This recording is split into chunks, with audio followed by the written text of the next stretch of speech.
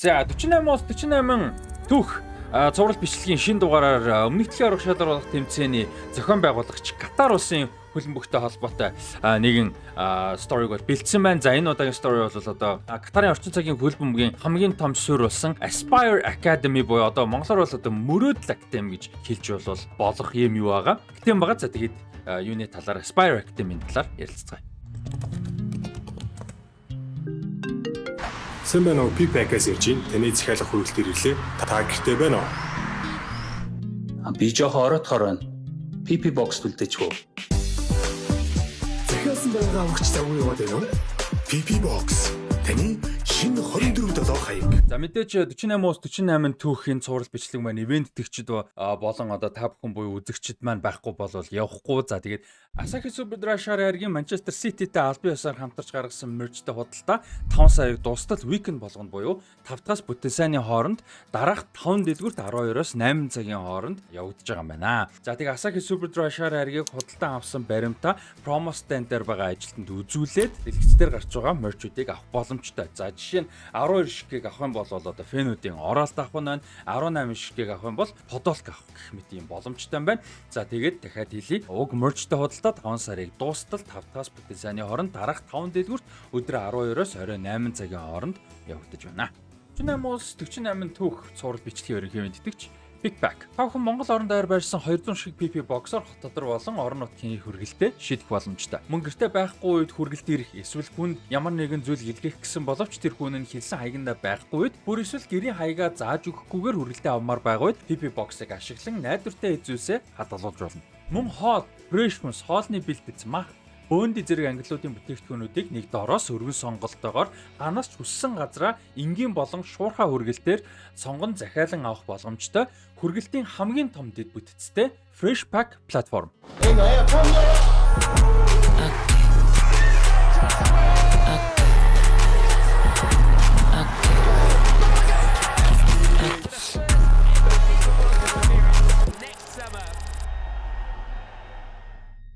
За Aspire гэдэг нь за эхэндээ орц үгийн нэрчээ түрүүн яг ганц мөрөөдөл гэсэн утгатай мэдээж биш нэг юм зориг, тэмүүлэх, ирмэлзэл, мөрөөдөл гэсэн нэг тиймэрхүү үгнүүдийг ерөнхийдөө утгачсан тиймэрхүү нэр байгаа юм. За тэгээ энэ нь бол энэ Aspire Academy нь бол Aspire Zone гэж бүсэд бол байдаг. За Aspire Zone-ыг бас Doha Sports City гэж бас нэрлэдэг. За тэгээд Катар улсын Al Rayyan хотын бол одоо Baya гэдэг энэ бүсэд бол байдаг юм том Doha Sports City гэдэг бүс байгаа.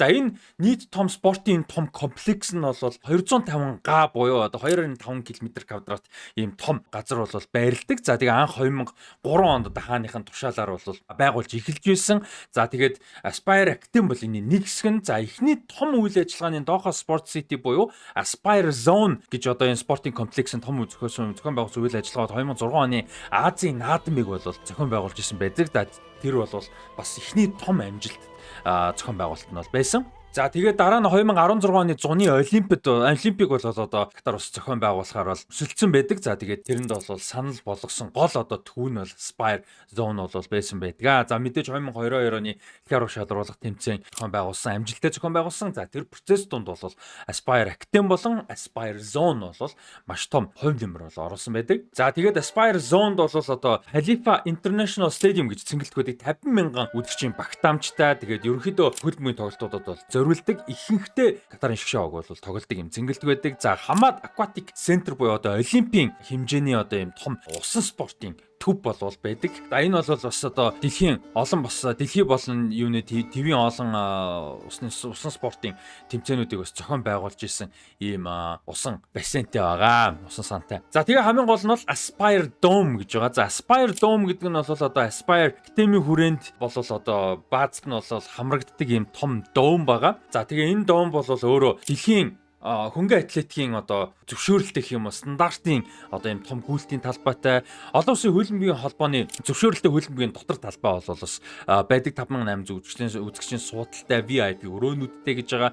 За тэгээд бас давхар энэ дотроо бол одоо усан шумбалтын одоо олимпийн хэмжээний усан сантай, за волейболын талбай, ширээний теннис, одоо фенсинг, гимнастикийн спортууд, squash гэдэг спорт гэдэг те squash, гимнастик, спортын одоо шинжлэх ухааны лаборатори, биохим, физиолог, биомеханик гэх мэт ийм лабораториуд бас байдаг. За мэдээж офсод байгаа тэгээ спортын сэтгэл зүйн бол ийм том лабораториуд бичнэр бол барилдаг ийм том спортын комплекс байгаа. Aspire Dome гэдэг нь өөрөө түрүүний хэлсэн одоо Aspire Zone-до бол багтдаг ийм том төсөл бол байж байгаа. За тэгээ Aspire Dome гэдэг бол өөрөө барилга архитектурын шийдлийн хувьд бол бас айгу сонирхолтой. Франц одоо монголоор архитектор Roger Tailleur гэж хүн бол одоо дизайныг нь бол гаргасан юм бэлээ. Барилгыг нь хийсэн. Тэгээд Tailleur гэж хүн бол одоо алдарт Paris Saint-Germain-ийн цэнгэлдэх Parc des Princes цэнгэлтгийг бол одоо загварын гаргаж бол барьж исэн. За тэгээд Aspire Academy-г барьсан. За Монреалийн алдарт Олимпийн цэнгэлтгийг бол одоо барьсан байдаг юм бэлээ.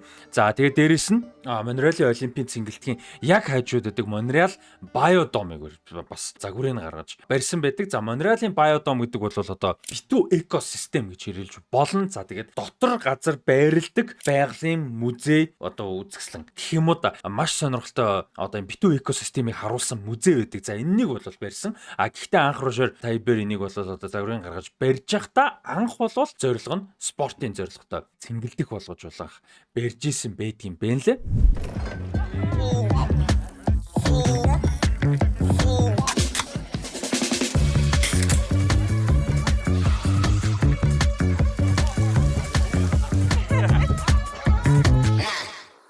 За тэгээ Aspire Dome-ийн хувьд бол Roger Tailleur-ийн хийсэн бас одоо юм гоё барилгуудын сонирхолтой загваруудын нэг. Тэгээ практик талаас нь мэдээж олон давуу талтай. За тэгээ дэлхийн хамгийн том дотор спортын одоо юм домуудын нэг юм байлээ. Олон төрлийн спорт бэлтгэл болон зохион байгуулалт тоглолт явагдах боломжтой битүү дом юм байлээ. За тэгээ дом дотроо бол одоо хөлбөмбөгчтэй бүтэн бэлтгэл хийх боломжтой яг олон улсын хөлбөмбөгийн холбооны стандартын хэмжээний юм том талбай бол байдаг. За тэгээд энэ доторх хэмийг нь бол яг 22 хэмд бол яг доктортой болол барьдгаа гэж байгаа. Яг юм өндөр технологийн хэмжээнд бол одоо энэ хөргөх системийг бол шийдсэн гэж байгаа.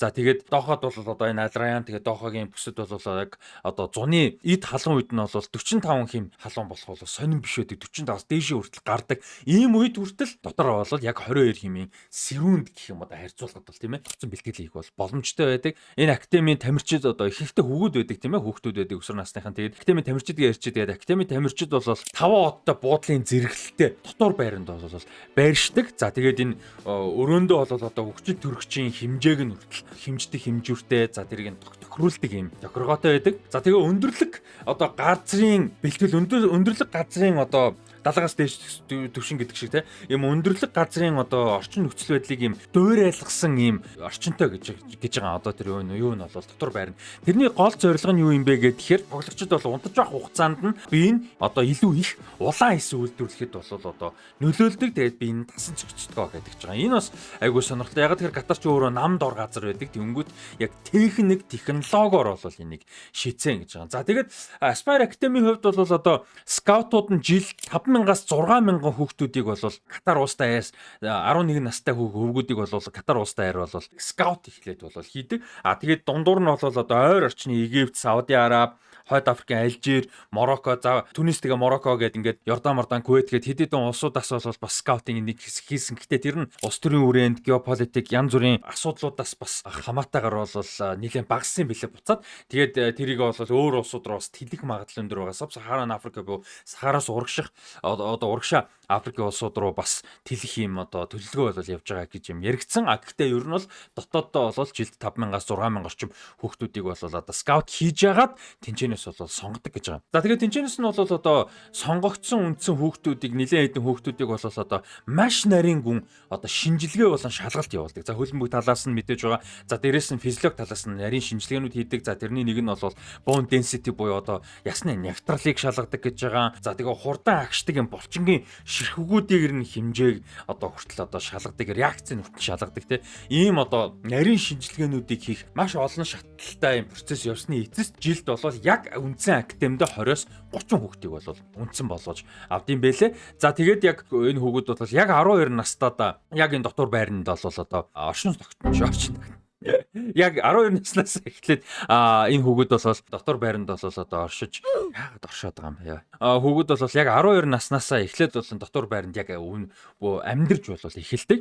За тэгээд яг энэ гэмт бол 6-аас 7 жилиг бол энэ хүүхэд өнгөрүүлдэг байгаа. За тэгээд ерөнхийдөө өдрүүдийнх нь гол зүйлүүд бол элит хөлбөмбөгийн бэлтгэл болон одоо зөвхөн одоо бие мөвчний бэлтгэл биш тактик магтдаг те онол гэдэг ч юм олон зүйл мэдээж байж байгаа. Тэрэн дээр нэмээд энэ одоо актем тэнцснээр хувийн сургуульд орчиж байгаа гэсэн үг болж байгаа. Ер нь бол одоо манайхаар бол 10 жилээр тэнцээ давхар бас төгснө гэсэн боловсрал эзэмшнэ гэсэн үг.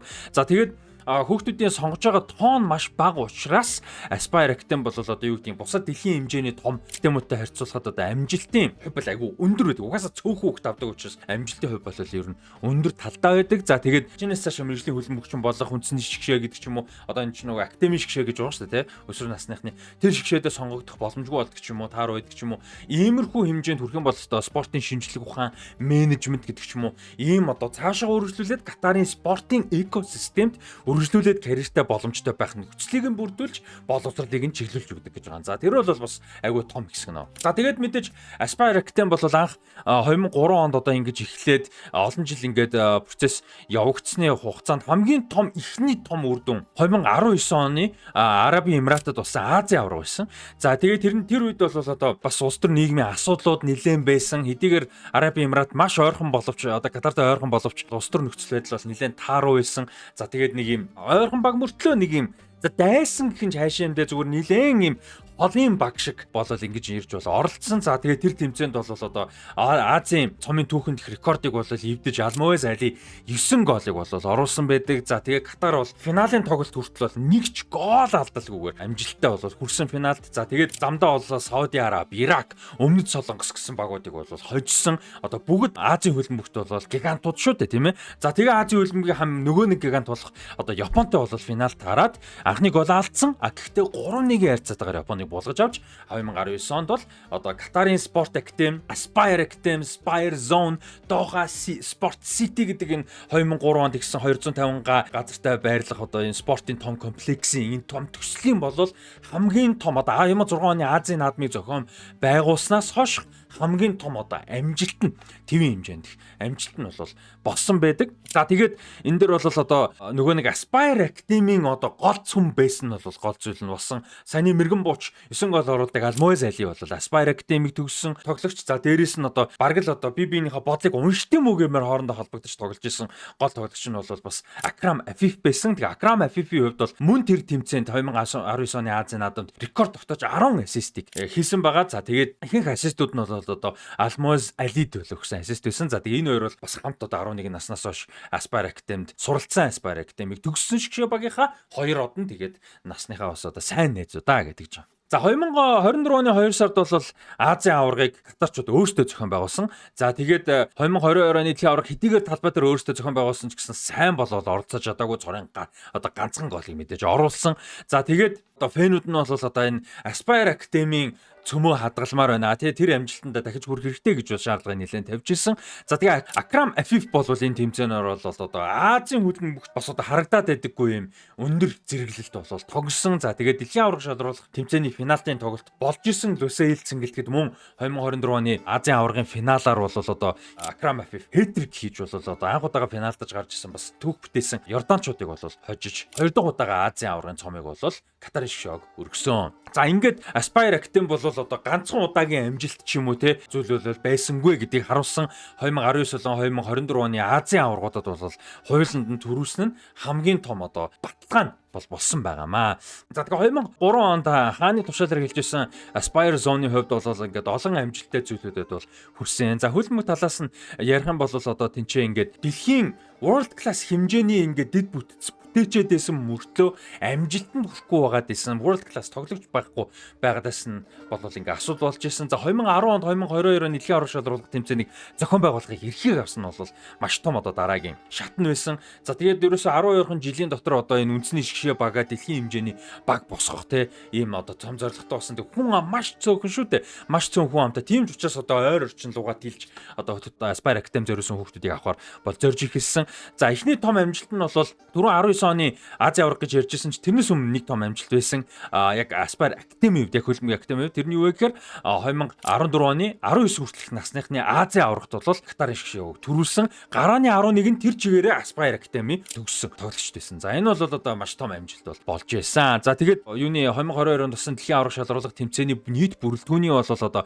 70% нь Aspire Academy-г төгссөн тоглогчд байсан. Бас онцлогуйц юм юу бол байсан амжилт байсан. Тэгээд сонирхолтой нь 2022 оны дэлхийн аварга шалралга тэмцээнд оролцсон 32 багийн ерөөсөө 70% нь нэг академик төгссөн цорын ганц ус бол байсан. Хамгийн ойрхон орчим нь бол 40 орчим хувь нь нэг академик төгссөн ус бол байсан юм байлээ. За ингээд 2024 он талбай дээрээ Азийн аварга бол одоо хамгаалсан хамгийн том амжилт болсон. Энэ жил анх удаага албан ёсоор эрхээ авч бол дэлхийн аваргад бол орж байгаа. Мэдээж 22 онд бол зохион байгуулагчаар орсон байгаа. За тэгээ хэдүүлээ Катарын шгшөөгийн энэ жилийн нөхцөл байдлын талаар, контекстийн талаар ярилцгаая.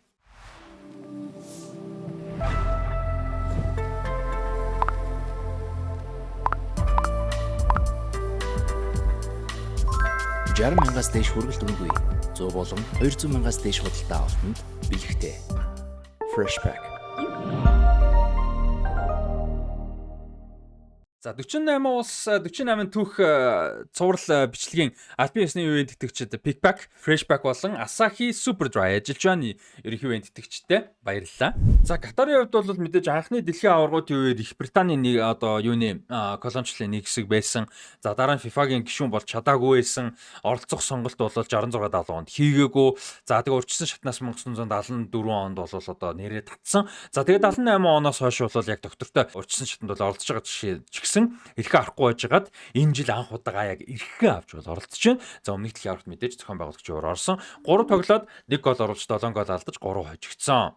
За дасгалжуулагчийн хувьд 2025 оноос эхлээд Юлен Лопетеги дасгалжуулагч бол дасгалжуулж байгаа. Испани Баск гаралтай дасгалжуулагч. За Юлен Лопетегигийн хувьд бол 13 тоглолтод шгшөө бага одоогийн байдлаар бол дасгалжуулаад байгаа. За гэхдээ тэр 13 тоглолтынхоо 7 хожигдож 3 тэмцэж 3 хожсон нөхцөл байдалтай бол байж байгаа. За тэгээ энэ донд бол авсан хожил нь бол Иран болон Арабын Эмиратын шгшөө багуудыг хожсон юм үр дүнгууд байгаа. За сая 3 сард уг нь бол одоо шгшөө багуудад цугларалт болсон шүү дээ, тэ? FIFA Days гэдээ болдог. 3 сарын 26 болон 31-ний өдрүүдэд яг Катарта Серб болон Аргентины шгшөө багуудтай тоглолт хийх бол хуваартай байсан. За гэхдээ ойролт орнуудад одоо ялангуяа Иран руу одоо Америк Израилийн дайралт хийж байгаа дайнтай холбоотойгоор энэ бол ойролт орнуудын бас тогтворгүй байдал болсон тийм ээ. Тэгээ тэрнтэй холбоотойгоор тоглолтууд бол явах боломжгүй болж цуцлагдсан байгаа. За одоо бол 5 сарын 28-нд Ирландын шгшөө багтай Дублинд, за тэгээд Лос Анжелес хотод 6 сарын 6-нд Эл Салвадорын шгшөө багуудтай нөхцөл тоглолт дэлхийн аварга өмнө хийх хуваартай байгаа. За тэгээд Катарын шгшөөгийн төлөө дэлхийн аваргын өрөөнд бол ерөөсөө цорын ганц голыг бол Мохамед Мунтари оруулж ирсэн байдаг. Дэлхийн аваргын тоглолтод тэгээд гол оруулсан ганцхан тоглогчтой. За харин юуны Катарын шгшөөгийн бүх цагийн мэрэгэн бууч бол Алмоез Али байдаг. 118 тоглолтод 55 голыг оруулсан байдаг бол Акрам Афиф 126 тоглолтод 40 голыг бол оруулсан байдаг. За тэгээд энэ жилийн дэлхийн аваргаар бол Катарын шгшөө баг бол Канад. За энэ чинь Канад.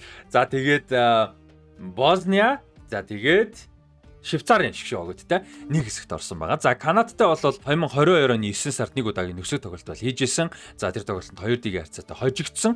За тэр тоглолтод бол одоо Jonathan David болон Kyle Larin нар нэг голыг оруулж ирсэн байт юм байлаа. За Босния Херцеговинтай бол түүхэндээ анх удаага тоглож байгаа бол Швейцарын шгшөөгтэй 2018 оны 11 сард нэг удаа нөхцөл тоглолт хийгээд 1-1 харьцаатай хожигдсон байт юм байлээ. За багийн нэрний хувьд хочны хувьд бол The Maroons гэж бол нэрлэж хочилдог. За энэ бол одоо яг үндснийх нь туг талбайн гол өнгөтэй бол холбоотой. За тэгээ нэг бол хүрэн улаанууд гэж хийж бол болно. Тэгээ зарим хүмүүс анх удаага гарч ирж магадгүй Maroon 5 гэдэг хамтлаг бол 5 хүрэн улаанууд гэсэн нэртэй хамтлаг болж таарж байгаа тийм. За тэгээд нэг сонирхолтой одоо энэ Катарын үндэсний одоо туг талбайтай холбоотой нэг сонирхолтой факт тодорхойлуулахад Катарын туг бол дэлхийд цорын ганц өндрөөсөө 2 дахин одоо 2 дахинаас илүү өндрийг нь 2 үрдснээс илүү урттай одоо цорын ганц талбай юм бэл. Яг альбан ёсны хэмжээгээр нь болвол тэр бас айгүй сонирхолтой юм факт болвол байна лээ. За FIFA-гийн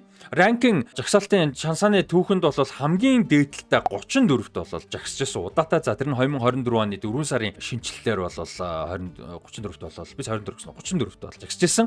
Одоогоор бол 55-т бол жагсаж байгаа юм байна лээ. Тэгээд хамгийн муудаа 113-т жагсажсэн удаатай. За тэр нь 2000 оны их үед 2004 оны үед бол байсан юм байлээ. Тэгээд 2004 оноос хойш тогтмол одоо дээшилж бол айгу сайн болол явж байсан. За тэгээд Шгшогийн бол эхний ээлжний 34 тоглогч бол одоогийн байдлаар бол нэрлэгдчихэд байгаа. За энэ юу маань бол 48-аас 48 түүх цуврал бичлэг маань ингээд явж явах хугацаанд бол одоо Шгшо богод эхнээсээ бүрэлдэхүүнүүдэд зарлаад эхэлж байгаа. За яг бүх бүрэлдэхүүнээ зарлцсан байгаа үед бидэд бол дэлгэцээр яг энэ үндсэн бүрэлдэхүүнийг нь бол яг эцсийн бүрэлдэхүүнийг гаргаад явна. За одоогоор бол 34 тоглогчийг бол зарлчаад байгаа. За тэгээ үндсэн гол тоглогч бол мэдээж Акрам Афиф байгаа. Акрам Афиф гол боломжуудыг үүсгэн гол найруулгыг хийн, голын авилтаа мэдээж за гол довтлогч нь бол Алмоез Али хിവэрэ байгаа.